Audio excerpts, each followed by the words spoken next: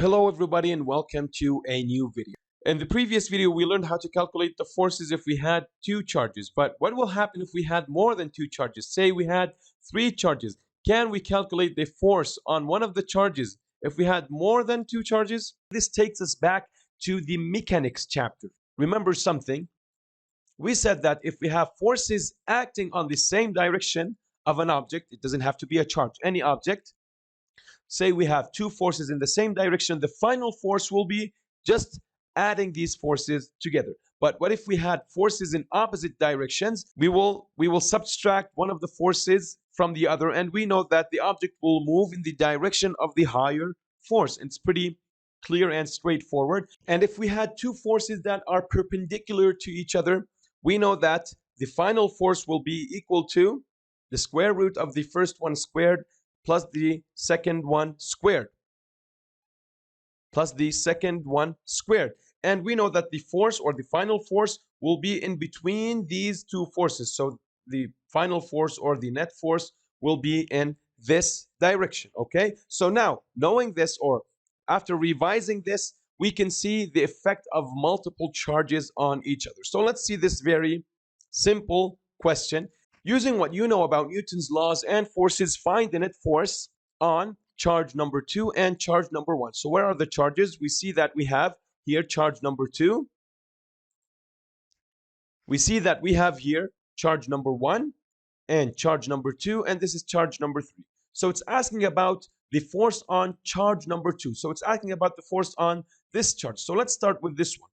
If we draw the free body diagram, remember what a free body diagram is? A free body diagram shows all the forces applied on an object, in this case, a charge. So we know that the relationship between charge 2 and charge 1 is that because they are different, they will be attracted. So the charge will try to go in this direction. So let's call this one F1, 2, which means the effect of 1 on 2. What about here? We know that the relationship between this charge and this charge, because they have the same sign, they will repel. So it's trying to get even farther away from this charge. So it's going actually in this direction. The force will also be in this direction, and we will call it F3, 2, which means that the force that is affected, but the force that 3 affects on 2, F3, 2. Okay, so since they are both going in the same direction, we're going to say for charge number 2, the summation of forces on charge number 2 will be equal to F1, 2 plus F3, 2. Okay, now how do you do that? We know that Coulomb's law says for F1, 2, let's solve F1, 2 first. We're going to say that it is equal to K, Coulomb's constant, multiplied by Q1 multiplied by Q2 divided by R squared. Okay, so it's going to be 9 multiplied by 10 to the power 9 multiplied by, what is the first charge?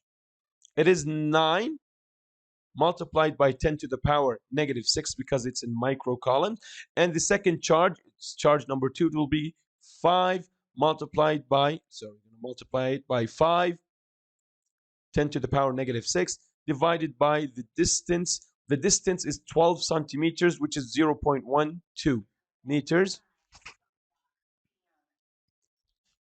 which is 0.12 meters. So we'll have 0.12 squared. And using our calculator, we will get the answer 28.12 newtons. Okay, the same thing for F2, 3. So we know that F2, 3, or sorry, we called it 3, 2.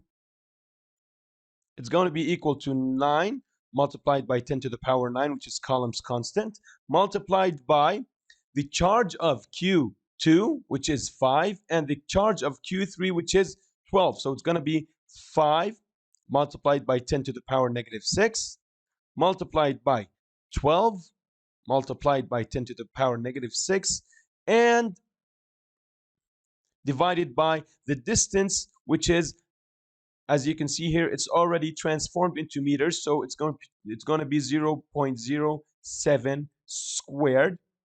This will give us the answer of 110.2 newtons. Okay, so let's divide this page now.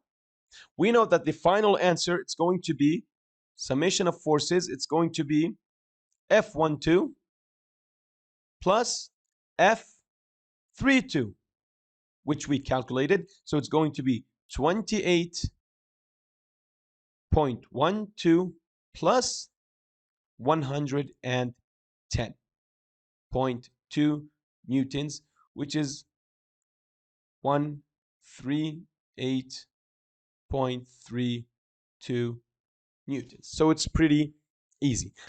So now let's solve the second part. It says here, what are the forces on charge number 1? So this is charge number 1. So let's quickly draw a free body diagram for charge number 1. The relationship between charge number 1 and charge number 2 is that they will be attracted. So it's going to go in this direction, and this force is, we will call it F21.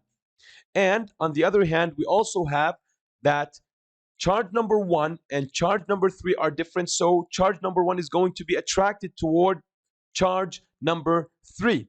So F31.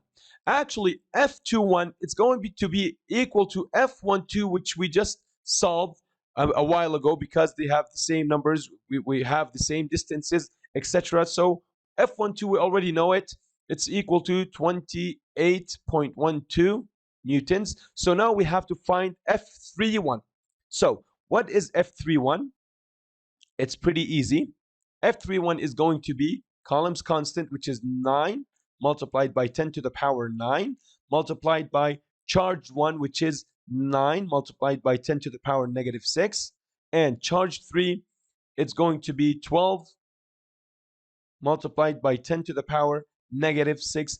The distance, well, it's really important to keep in mind that the distance between charge 1 and charge 3, it's going to be the whole distance. So it's going to be 0.12 meters and 0.07 meters. So we're going to say the distance is 0.12 meters plus 0.07 meters. And all of this is going to be squared. And using our calculators, we can find the answer, 26.9 newtons. And we know that since the both forces are going the same direction, so summation of forces is going to be equal to F21